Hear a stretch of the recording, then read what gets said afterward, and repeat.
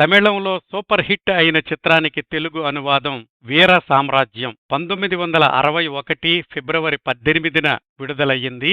దీనికి మూలమైన తమిళ చిత్రం పార్థిబన్ కనవు 1960 జూన్ 3న విడుదలయ్యింది. తమిళంలో జూబిలీ ఫిలిమ్స్ వాళ్లు నిర్మించిన ఈ చిత్రాన్ని నరసరాజు అండ్ కంపెనీ వాళ్లు తెలుగులోకి డబ్బింగ్ చేశారు.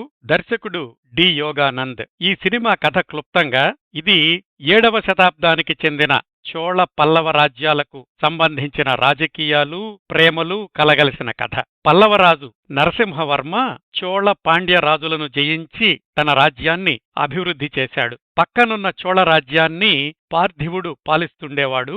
అతణ్ణి సామంతుడిగా చేసుకున్న నరసింహవర్మ కప్పం కట్టమని అడుగుతాడు. పార్థివుడు నిరాకరిస్తాడు. యుద్ధంలో పార్థివుడు మరణిస్తూ కొడుకు విక్రముడికి రాజ్యాన్ని తిరిగి నెలకొల్పమనే బాధ్యతను అప్పగిస్తాడు. శివయోగీంద్రుడు అనే సాధువు విక్రముడికి సహాయం చేస్తుంటాడు. నరసింహవర్మ విక్రముడికి ద్వీపాంతరవాసం విధిస్తాడు.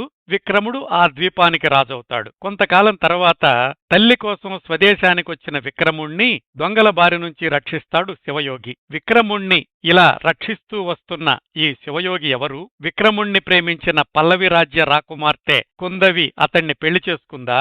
విక్రముడు తన చోళ రాజ్యాన్ని తిరిగి పొందగలిగాడా అనేది మిగతా కథ. ఈ డబ్బింగ్ చిత్రానికి మాటలు పాటలు మల్లాది రామకృష్ణ శాస్త్రి, సంగీతం పామర్తి.